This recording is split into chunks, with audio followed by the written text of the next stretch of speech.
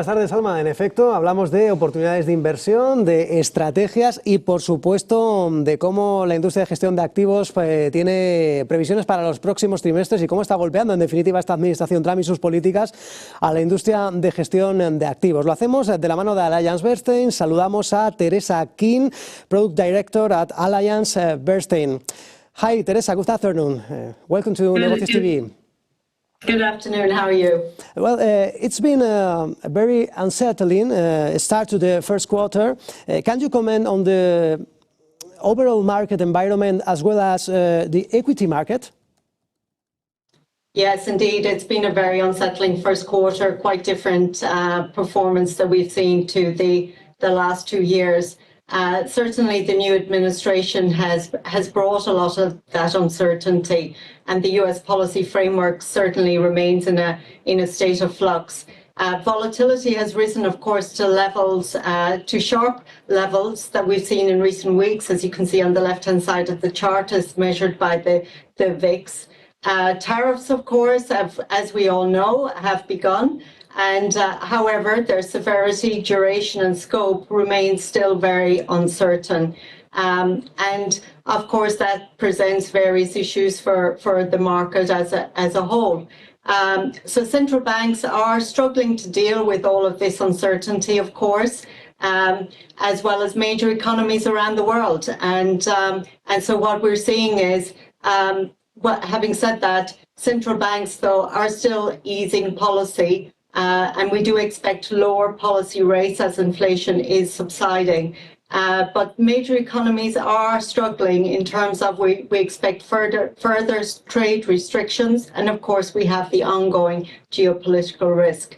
So then when it comes to performance and performance of the equity markets, you can see on the right-hand side that US equities did decline. And actually, we're almost at the end of the first quarter, but what we've seen is declines in the region of around 3% for US.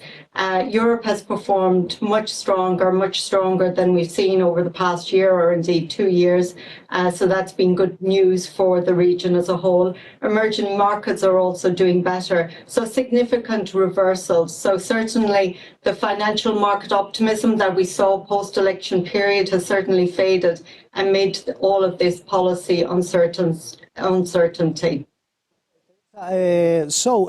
The market and economic environment is very different today than there were during the previous Trump administration, Trump 1.0. Can you comment on that? Have you also mentioned Europe outperforming this quarter? Can you comment on valuation in Europe relative to the US?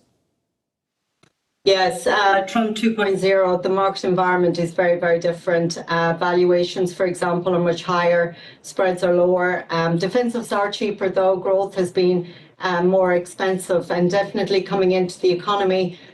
Inflation has been low, but of course, and we've commented on rates and inflation, but if you look at fiscal deficits, for example, they're double that of where they were in 2016. So markedly different environment.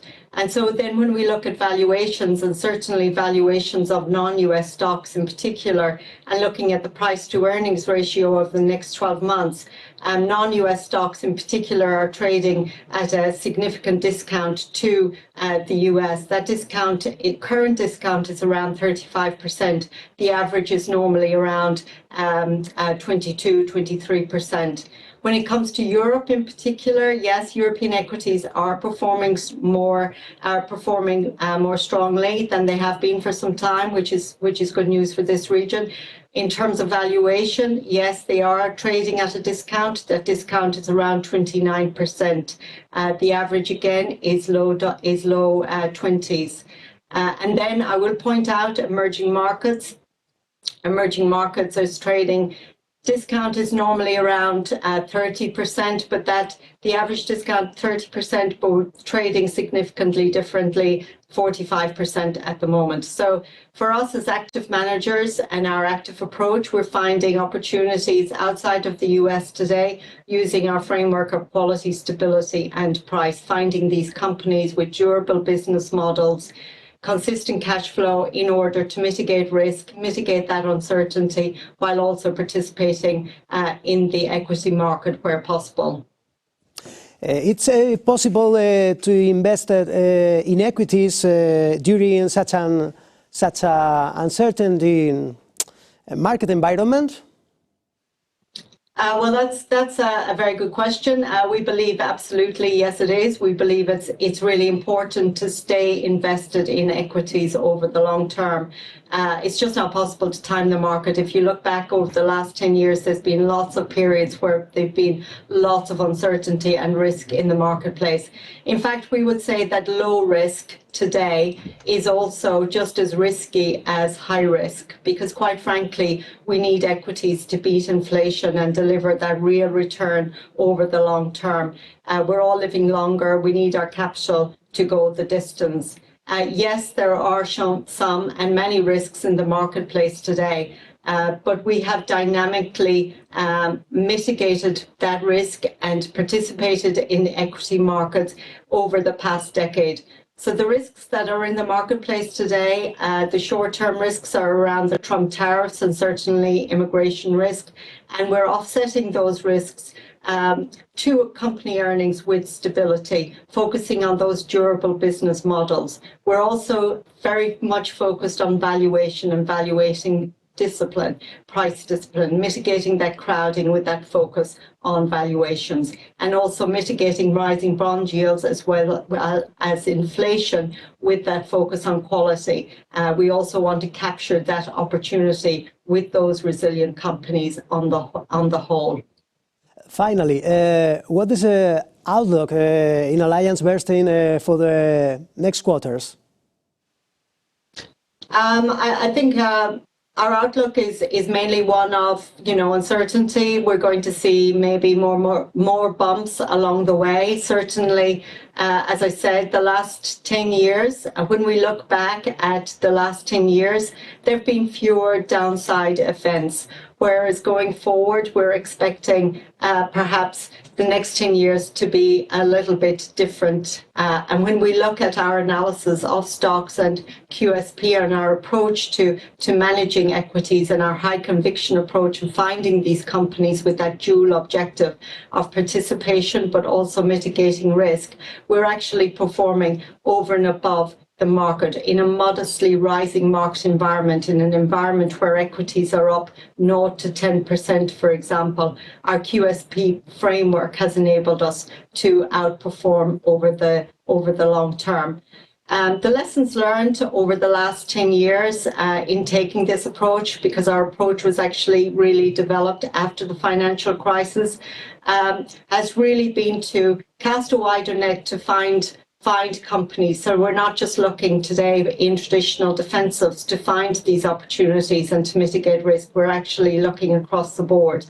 I would say we're also dynamic on, we're offensive as well as defensive. It's no good having a solid defense if you don't have an offense. We're optimistic as well with regards to the future and where we're going to go.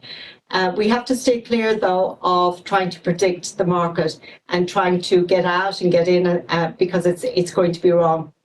So we're staying clear of those unpredictable forces, and we're staying true to our discipline of quality, stability, and price over the long run. I would say in terms of positioning, we're underweight the US, we're overweight Europe, but we have been positioned that way for quite some time. It's really a byproduct of our bottom-up stock selection approach.